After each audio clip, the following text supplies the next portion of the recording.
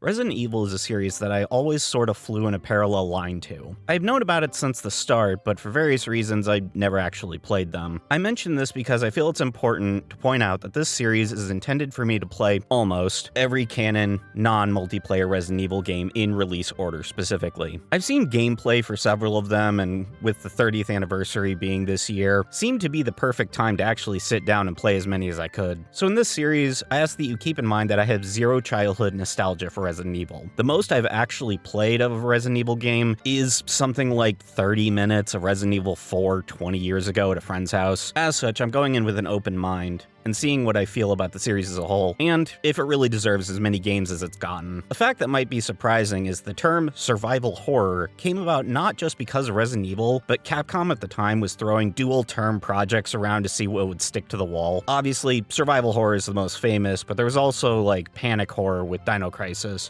Quick aside, I was trying to find other variations for this example because I know there are, but with how god-awful Google is now, I was unable to. So if anyone knows any, please let me know in the comments. While not all of them stuck around, it is important, I feel, to mention it because we wouldn't have gotten games like this or Silent Hill without this entry, because while there were games similar to it, just without the survival horror tag, Resident Evil is really what codified the game genre. So we're gonna start with Resident Evil 1, that came out in 1996. Firstly, the music and sound design. It being a very specifically early PS1 game, there aren't a whole lot of tracks present. Most of them are repeated through various sections of the game, but having said that, it mostly works. What is here gives it a vibe that I absolutely adore about this game. It's hard to describe how it captures the mid-90s so perfectly. If you ever listen to one of those lo-fi beats to study to, all but a few of these tracks to me would fit extremely well in one of those streams. Does it get repetitive? Yeah, of course it does, but that doesn't mean the tracks are bad. You have to remember how limited the space was for these early titles, so unless you're going the full Final Fantasy route of multiple discs, you really had to reach deep and do your absolute best in order to make sure the game is even functioning. Sound design is, well, it's an early 90s game. Gun noises are alright, but they do have different sounds based off the surface you're walking, which I like. I really gotta say though, the zombie noises are a choice.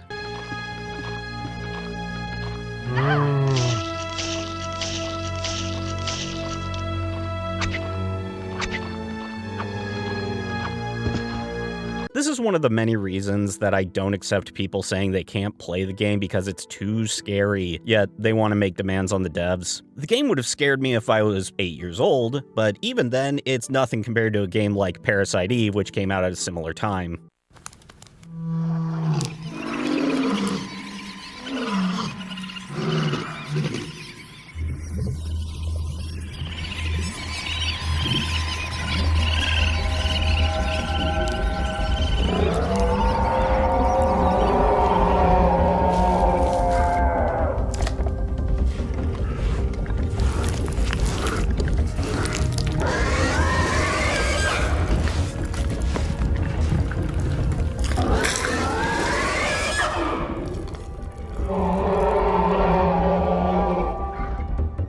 So if you're still gonna bitch about it, then wait, what the fuck?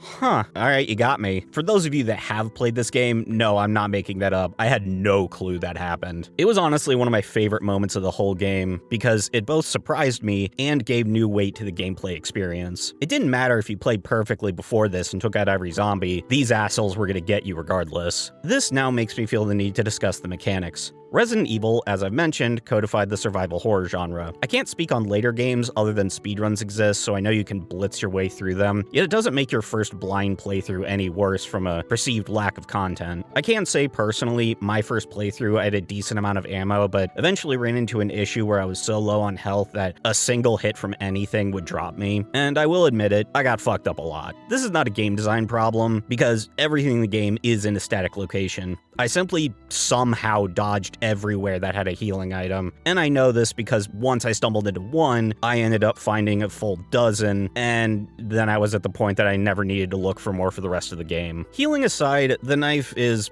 kinda worthless in my opinion. Yes, I know, knife-only runs exist, and yes, I'm aware that once a zombie drops, it's more effective to melee it to save bullets, but Jesus, it was not worth the effort for me. In both of my playthroughs, I was never so low on ammo that I needed to rely on my knife. It was always better just to smoke them. By the way, if you're someone who's never played these early PS1 titles, this game does have tank controls. That means that left and right simply turn your character but don't actually move you anywhere. Back moves you backwards but is very slow. Forward is whatever direction your character is facing. It can be annoying, but with fixed camera angles in these sorts of games, it makes things easier to manage. I know so many people who bitch and moan about tank controls, and having played it, y'all are just some whiny-ass nerds. The game is balanced around it, and honestly, it's not as bad as anyone makes it out to be. You can point up or down when aiming, depending on if you need to hit something on the floor or ceiling. It's not complicated, but with how the game works out, I can appreciate it nonetheless. Next, if you played a survival horror game, you'll be familiar with this. If not, let me explain. The entire point of the game is you both have a limited amount of things you can carry, but also a limited amount of resources in total. Even if you go through the whole map and grab everything, you could still run out of bullets or healing if you're careless. That's part of the horror aspect. You're never going to be able to play it like a first-person shooter and spend resources as you please. The gameplay loop is designed so that you have to explore the map, not just to progress, but simply to survive. You have safe rooms scattered around the map where you can save and store items you don't need yet. Thankfully, all of the storage boxes are connected so you don't have to backtrack to a specific one for any given item. Saving is also sometimes a resource. I'll get to it in a bit, but at the start, you choose to play as either Jill or Chris. Jill has a bigger inventory, access to the grenade launcher, her NPC helper allows you to skip some puzzles, there are fewer enemies, and you have unlimited saves, but lower health. Chris has a critical hit chance, way more health, but has to solve more puzzles. His unique weapon is heavily limited to where you can get it, and is, in my opinion, the biggest design miss in the whole game. You have fewer item slots, and you can only save as many times as ink ribbons you find, of which there is also a set amount. This was probably the most stressful element of the game, because as Jill, anytime you make progress, just save and you'll be fine. But with Chris, if you do that, then you'll run out of saves and it'll be a living hell. The last game mechanic I need to discuss is the puzzles. Resource management is only one side of the survival horror aspect, the other being the puzzles. Things like convoluted locked doors, containers that have specific keys, hidden rooms, or probably my favorite little detail in a video game. That being, in Resident Evil, whenever you pick up an item, that doesn't mean you automatically have what you need. It's nothing complicated. Some of them you need to rotate in your inventory to find out how to open it or extract the specific part you need. To me, it's a fun little bit of game design that makes you feel more connected to the world. Resident Evil's story is a convoluted, stupid, campy, and utterly insane mess. I love it so much. In this game, it's pretty simple. I know it's not the only source of the joke, but it's the one that I see the most frequent. That being when you're exploring a lab in any given horror game, where you find notes from the people that worked there. May 2nd, 12:45 p.m. I am pleased to say that the final trial run of the drug that transforms a normal person into the Scientist Eater is a resounding success. As long as it does not escape containment, we are completely safe. May 2nd, 12:47 p.m.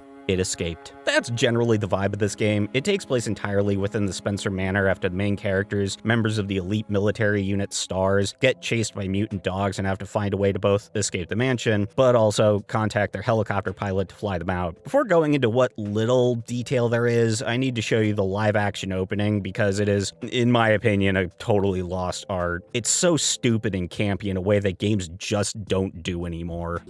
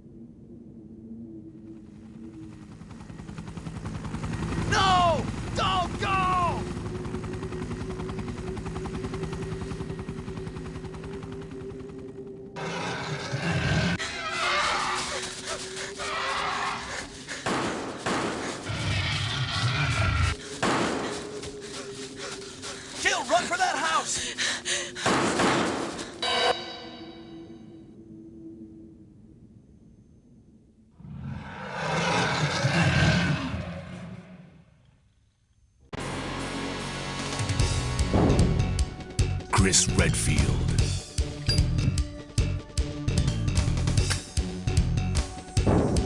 Jill Valentine. Barry Burton.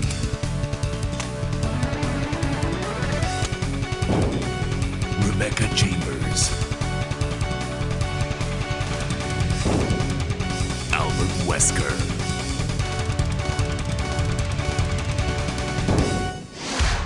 Resident Evil. The story is interesting because, as I mentioned, there are two playable characters, Jill Valentine and Chris Redfield. In most games I've played that have multiple characters to choose from, the variation, if any, generally are the point of view character, like in, say, Star Ocean 2, where depending on who you play is what perspective you get for the events. The internal narration varies depending on your choice. Another is the internal narration varies depending on your choice, like Baldur's Gate 3, or the most common I've encountered, games where you create your character and, based on your choices, that determines several story outcomes, like Disco Elysium, Rogue Trader, and basically anything with heavy emphasis on player choice. Resident Evil 1 is a weird case because depending on who you pick, you just don't encounter the other playable character for 99% of the game. Both routes at the same time are canon, but kinda not. You solve the same puzzles, fight the same bosses, and deal with the main villain of the game, and one of the series villains, Albert Wesker, whom I'm sure that someone who looks like this turning out to be evil is a massive shock. The other character is trapped in a cell near the end of the game for you to save after beating the final boss. If you don't, there is a small variation on the ending change where you leave and they die, but that's not canon, obviously. The bulk of the narrative is told via notes that the scientists left behind, and even then, it's pretty basic. Evil pharmacy company Umbrella wanted to make a super mutant virus called the T-Virus in order to sell as biological weapons. Things got mildly out of control. Bam, zombies. Wesker's big evil plan was to steal the T-Virus and sell it himself. Look, it was an early PS1 game, motivations weren't going to be super complex. My absolute favorite aspect of the game, though, is the voice acting. We've come a long way since the 90s, but for those of you who've never experienced it, here are some of my absolute favorite moments. What is it? It's a weapon. It's really powerful, especially against living things. Better take it with you. But how about you, Barry? I have this. Oh, Barry! That was too close. You were almost a Jill sandwich. You're right. Barry, thanks for saving my life. Jill!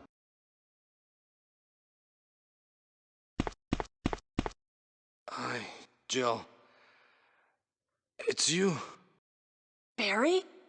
All in all, I was shocked at how much I loved this game. It's an old, campy, janky mess, but damn did it make me feel like a kid again. I know a lot of fans say that there's no need to play this version over the remake, which I will get to in due time, but I have a hard time agreeing with that. Maybe I'll change my mind, but as cheap, runs on a toaster, is less than 10 hours to 100% completely blind, and is the first in such a storied franchise, I have a real hard time believing that. Finally, thank you for watching. If you enjoyed the video, be sure to like and subscribe. I intend to go through every Resident Evil I can, next being Resident Evil 2 98, so be sure to check those videos out when they come out, and I promise the next video will be a lot faster. I had a nightmare issue with my video editing software that is hopefully permanently fixed. I appreciate every last one of you, and I'll see you in the next one. Take care, everybody.